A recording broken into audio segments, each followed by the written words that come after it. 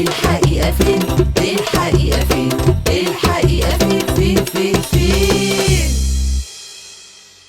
تخيل عزيزي المشاهد تبقى ماشي في الشارع وتلاقي ناس كتير بتسلم عليك على انك واحد تاني. عادي، بتحصل.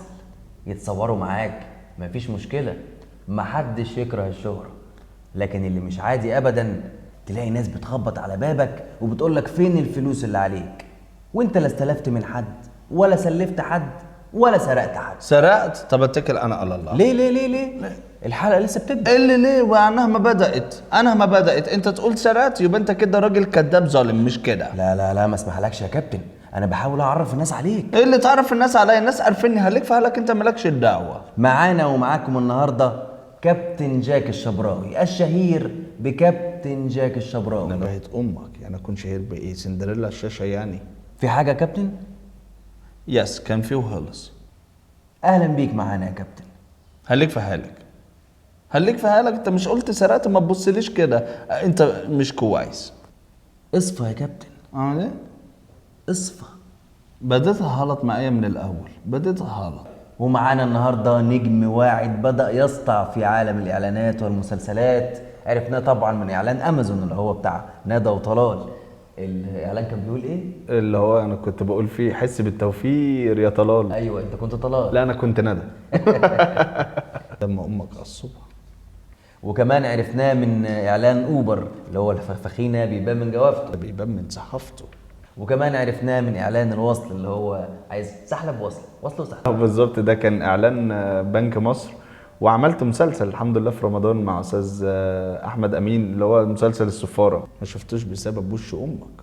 معانا ومعاكم النهارده الاستاذ ميشيل ميلاد. اهلا بيك معانا يا استاذ ميشيل. اهلا بيك يا استاذ طه، واهلا بكل الساده المشاهدين في جميع انحاء الوطن العربي. وطن عربي ليه مستضيفين عمرو دياب؟ احنا في برنامج الحقيقه فين دايما بنحاول ندور على الحقيقه. كابتن جاك، الحقيقه فين؟ بلاش، معلش. ليه؟ بلاش، هتزعل. بلاش اقول. نبدا بالمحترم استاذ ميشيل، ايه اللي حصل؟ والله ما فيش يا استاذ طه، انا كنت قاعد في البيت ويعني كنت باكل مانجا فص. الله، الفص دي اللي هي الصغيره المعسله. الله، انت تعرف ان الفص دي ام المانجا؟ ام الحلقه دي بقى. ليه هتكل انا الله واهلكوا بقى انتوا قاعدين مع بعض قاعده حلوه ليه كده. بس؟ هتجيبوا فكهاني يقعد يعرفكم يعني فوائد المانجا الفص، واتكل انا الله. اصفى يا كابتن. ايه؟ اصفى. اوكي حاضر. كمل يا استاذ.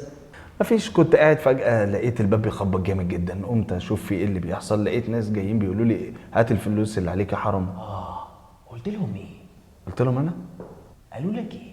قالوا لي قلت لهم ايه؟ قلت لا حول ولا قوة الا بالله. انتوا بتعملوا ايه؟ هو انا اللي هكمل القصه ديت يعني ولا ايه؟ وايه كم الاهات اللي في الحدوته ديت؟ هما ايه الديانه عيانين كلهم ولا ايه؟ لو سمحت يا كابتن بلاش تسخر من كلامنا.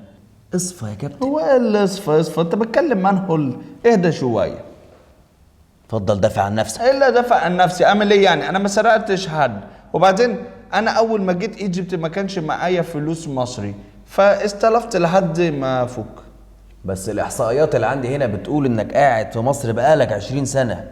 ايه كل ده مش لاقي فكة؟ انا اسمع ان المصري دمه خفيف بطبعه، معرفش تقل دم الام ده جاي منين، والله معرفش. نرجع للمحترم استاذ ميشيل، امتى اكتشفت ان في شبه ما بينكم؟ والله انا يا استاذ طه في الاول ما كنتش اعرف الشخصيه دي. لا هيغلط ما قالش حاجه. لا هيغلط. ده بيقول الشخصيه دي يعني ايه؟ وانا كابتن عزوز لا خليه يحترم نفسه، وانت بقى في المونتاج اعمل تيت على كل الشتايم اللي هقولها له هو والاهل. الراجل لسه بيبدا، وسع خلقك. وسع انت بقى من وشي دلوقتي عشان مش طايقك خالص بصراحه. كمل يا محترم. صوت شغلت، ما صوت شغلت فيه، بس هو يعني انا ما كنتش اعرفه الحقيقه فعلا، لحد ما حصل كذا موقف كده هم اللي عرفوني عليه. ايه اللي حصل بالظبط؟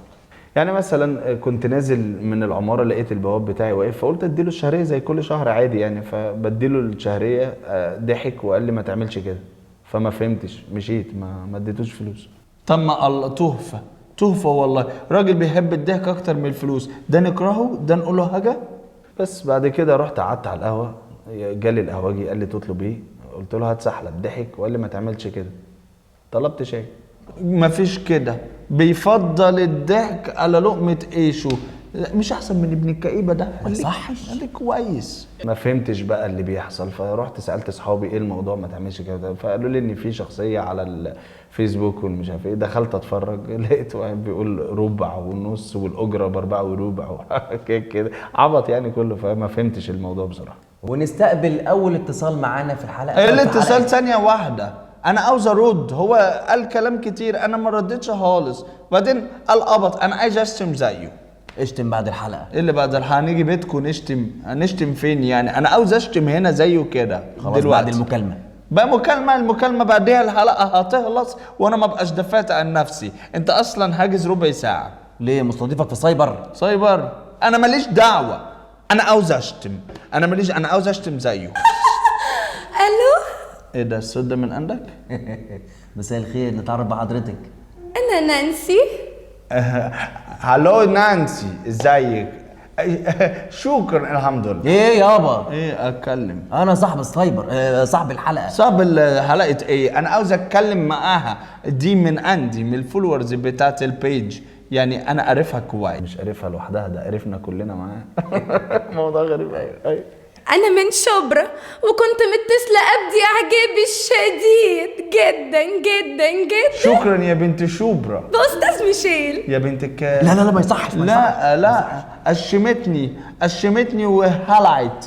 قشمتني، قعدت تقول تتدلع وتقول انا من شبرا، افتكرتها تبعي. ما هو يا استاذ طه يعني احنا كمصريين احنا اللي نفهم في الاصول والعادات والتقاليد وايه اللي يتقال وايه اللي ما يتقالش، مش زي كل الناس يعني اللي ما بتفهمش دي. انت يعني اللي مضايقك ان الناس بتقول لك ما تعملش كده، امال انا اعمل ايه من اللي بيجرى لي بسببه؟ ايه اللي بيجرى لك بسبب؟ انا كل ما حد يشوفني يقول لي انا قفشتك في الاعلان الفلاني، قفشتك في المسلسل الفلاني، وانا حرامي هسيل ولا ايه؟ وبعدين ده كان رهامه في اعلان البتاع ده اسمه اوبر، كان رهامه جايب بنت زي القمر توفه قاعده قدامي يقول لها انا خلاص اخترتك شريكه حياتي.